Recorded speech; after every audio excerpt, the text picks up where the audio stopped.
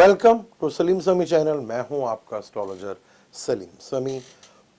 अस्सलाम वालेकुम। आज फिर किसी नए टॉपिक पे बात करते हैं। आज हम फिर दो बड़े प्लेनेट हैं और उनमें से एक प्लेनेट के ऊपर बात करेंगे, राहु और केतु। राहु केतु भी दोनों बहुत बड़े प्लेनेट हैं और हमारी कुंडली के ऊपर बहुत ज़्यादा असर डालते हैं। राहु और केतु की जो दिशा चलती है वो 18 साल की दिशा होती है चौथी दिशा में, और केतु की जो है 7 साल की दिशा होती है। आज हम राहु के ऊपर बात करेंगे कि राहु जिसको हेड भी कहा जाता है और केतु को टेल कहा जाता है, और से राहु को नॉर्थ नोड कहा जाता है और केतु को साउथ नोड कहा जाता है। दोनों प्लेनेट बहुत ही इम्पोर्टेंस रखते हैं कि राहु को बिगनिंग का यानी नई चीज़ का कारक भी कहा जाता है कि नई चीज़ें जो होती हैं वो उससे राहु से बहुत ज़्यादा रिलेटेड होते हैं, और किसी चीज़ का जब एंडिंग होती है उसका ताल्लुक केतु से होता है। तो बड़ा इम्पोर्टेंट प्लेनेट, और आपके बर्थ चार्ट के अंदर राहु की क्या कंडीशन है, राहु किन प्लेनेट के साथ बैठा हुआ है, ये बड़ा इम्पोर्टेंट होता है। राहु अनऑर्थोडॉक्स है और नई चीज़ करता है, हटकर करता है।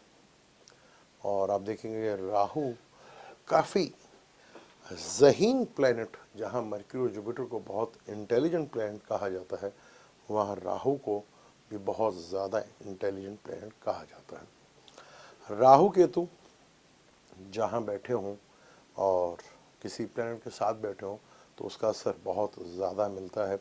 और राहु को फॉरेन का कारक भी कहा जाता है, यानी foreign, other culture, other society का भी कारक कहा जाता है। राहु आपके बर्थ चार्ट में कहीं पे भी बैठा हो, जैसे आज कालपुरुष कुंडली में राहु और केतु, कालपुरुष कुंडली बड़ी इंपॉर्टेंट होती है।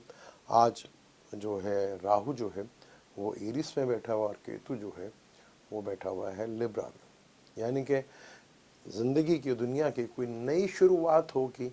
और सातवां घर बिजनेस का, पार्टनरशिप का, पब्लिक इमेज का भी होता है, यानी वहाँ से चीज़ें जो हैं बहुत ज़्यादा आपको ख़त्म होती हुई नजर आएंगी।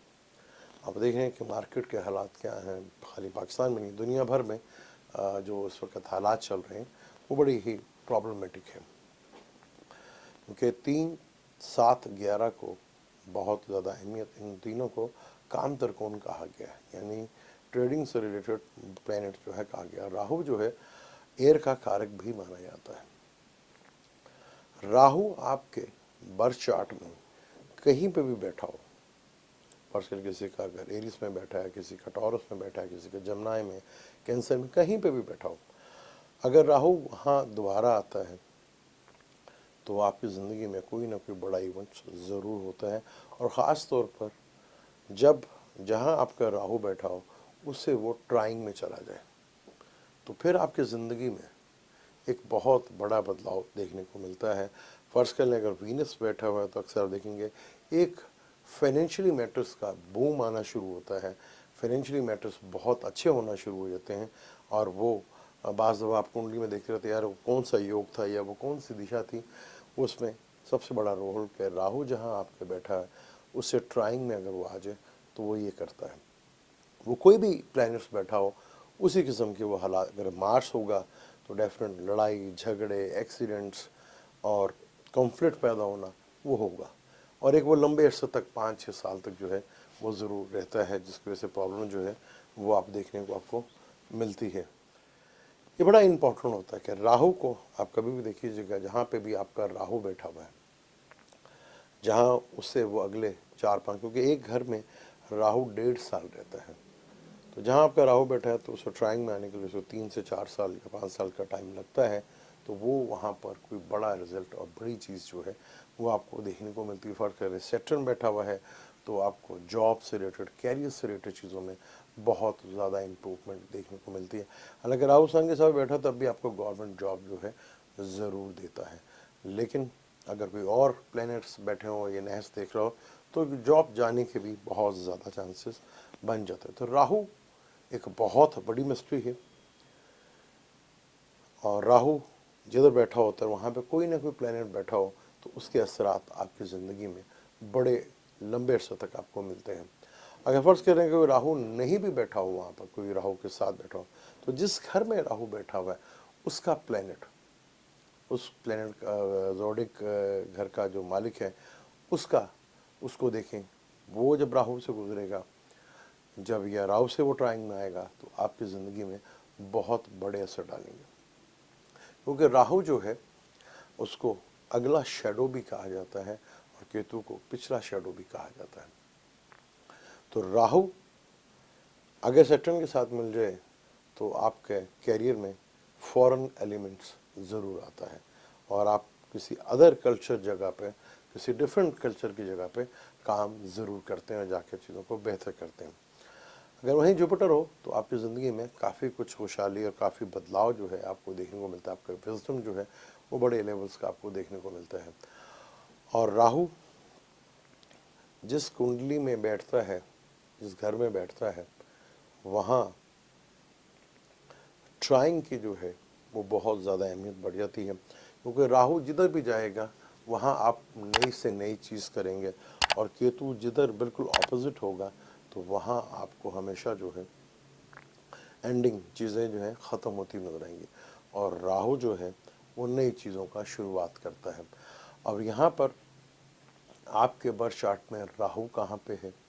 आजकल जैसे फर्ज कर लें कि एरियस में बैठा हुआ है, अगर किसी का एरियस में बैठा हुआ है, अपना एरियस ल्यू में बैठा हुआ है या सैजिटेरियस में बैठा है और उनके साथ कोई भी प्लैनेट को बैठा हुआ, मरकरी बैठा हुआ, वीनस बैठा हुआ, सन बैठा हुआ, मून बैठा है, तो उसी किस्म के हालात देखने को आपको मिल सकते हैं। क्योंकि राहु बहुत सी चीज़ों को नई चीज़ों को करता है। अगर किसी के 7th हाउस में हो और वहाँ से वो ट्राइंग बना रहा हो तो आप देखेंगे कि जब राहु की दिशा में शादी भी होती है और राहु 5वें घर से गुजर रहा हो तो नई चीज़ यानी कि आपकी जनरेशन नहीं आती, यानी आप बच्चा भी पैदा होते हैं। राहु बड़ा इम्पोर्टेंट, क्योंकि राहु का एक नक्षत्र लिब्रा में सवाती में भी आता है, सवाती नक्षत्र जो है लिब्रा में, और वहाँ पर ये शादी का कारक भी माना जाता है। राहु का ये नक्षत्र जो है शादी के लिए अच्छा भी समझा जाता है, कारक भी माना जाता है। तो राहु कोई ना कोई नई चीज़ ज़रूर करता है। जब भी आपके प्रोफेशन में आएगा, और प्रोफेशन आपका 10वां घर कोई सा भी हो, उसके साथ वो ट्राइंग बनाएगा जो आपके जन्म का राहु और वो प्लैनेट के साथ बैठा, तो आपके कैरियर में कोई ना कोई नई चीज़ और डिफरेंट चीज़ ज़रूर होगी। क्योंकि राहु डिफरेंट चीज़ का कारक माना जाता है। राहु इंतहाई मिस्ट्री प्लैनेट है और राहु का ट्रांजैक्शन बहुत इम्पोर्टेंट होता है और राहु जहाँ बैठता है उसके मालिक के असरात भी देता है और उसको डबल भी करता है, चीज़ों को एम्पलीफायर भी करता है राहु, यानी चीज़ों को बढ़ा भी देता है और चीज़ों को काफ़ी हद तक जो है आपको लेकर जाएगा। अब पाकिस्तान के जैसे चार्ट में देख लें कि टॉरस में बैठा हुआ था तो हमारा सारा दौर मदार पाकिस्तान के बर्थ चार्ट में भी टॉरस में बैठा हुआ, फॉरेन इनकम से ही ज़्यादा हम डिपेंड करते थे, और वो भी खाली एड्स के ऊपर ही कि हमें इमदाद जो मिलेगी। तो आपके बर्थ चार्ट में राहु जिस जगह बैठा है वहाँ से जब वो गुजरेगा या ट्राइंग में जाएगा तो चाहे कोई अच्छा या बुरा, वो इवेंट्स एक लंबे अरसे तक का जो अचानक आपको 5-6 साल जो लगता है यार बड़ा ज़बरदस्त जा रहा था या मैं 5-6 साल बड़ी प्रॉब्लम में रहा था, उसमें राहु का इन्वॉल्वमेंट ट्राइंग की जो है वो बहुत ज़्यादा इम्पोर्टेंट हो जाती है। राहु एक इंतहाई पॉजिटिव प्लैनेट है।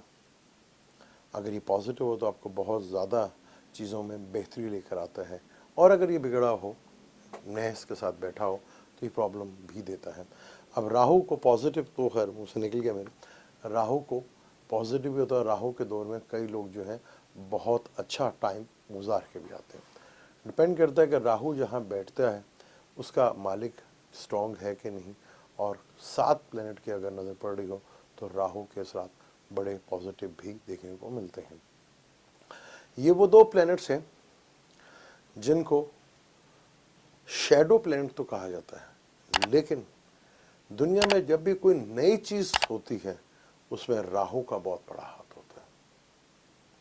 कोई नया सिस्टम, नई टेक्नोलॉजी, नई चीज़ जो आ रही है वो राहु के बलबूते के ऊपर ही आती है, क्योंकि राहु हर नित्य नई चीज़ों की तरफ, रिसर्च की तरफ बहुत ज़्यादा भगाता है और आदमी को एक जगह टिक के बैठ नहीं देता।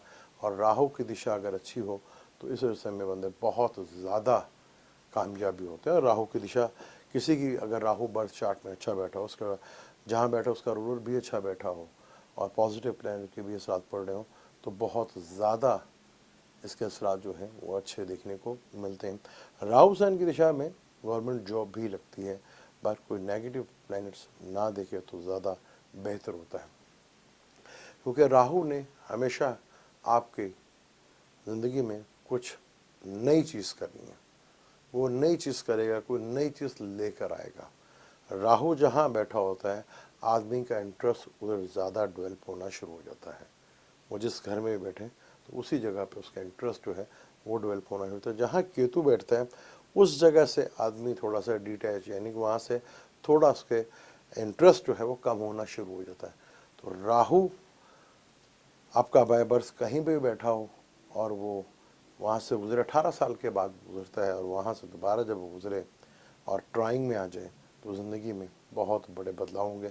अब कई होंगे जिनका लियो में बैठा होगा और सैजिटेरियस में बैठा होगा तो उनकी ज़िंदगी में काफ़ी, और बीच में जो भी प्लैनेट हैं उनकी ज़िंदगी में जो 5-6 साल के जो इवेंट हैं उनमें बहुत बड़ी चीज़ इसी चीज़ की इन्वॉल्वमेंट होगी।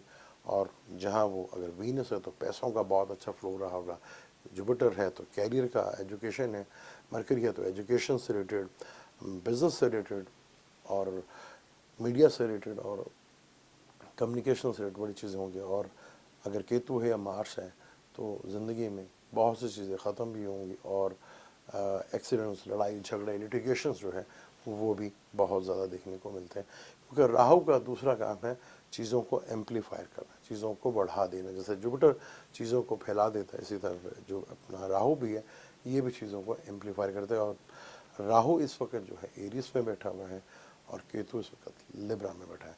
तो बाज़ार के हालात आपके सामने ही हैं। जब से ये अप्रैल के बाद से इधर आया है तो यहाँ हालात किस तरह दुनिया में बिज़नेस के पॉइंट ऑफ से चीज़ें किस तरह तबाह बर्बाद हो रही वो आपके सामने है। और राहु जो है वो ताले में बैठे, यानी कि नई चीज़, नई सोच डेवलप होती हुई नज़र आएगी। मुझे दें इजाज़त, अब आपने देखना है कि आपके चार्ट में राहु की कंडीशन क्या है, क्या वो ट्राइंग कर रहा है आपके बर्थ चार्ट के साथ, तो ज़िंदगी में बड़ा बदलाव देखने को आपको मिलेंगे। जैसे विर्गो में और पाइसेस में जब ये आएगा तो कैंसर और स्कॉर्पियो बड़े इंपॉर्टेंट हो जाएंगे, जिनके बैठा हुआ है वहाँ उनकी ज़िंदगी में क्या बड़ी तब्दीली ला सकता है। मुझे दें इजाज़त, लेके जाने से पहले चैनल को सब्सक्राइब कर लीजिएगा और बेल के बटन को ज़रूर दबाइएगा। अल्लाह हाफ़िज़।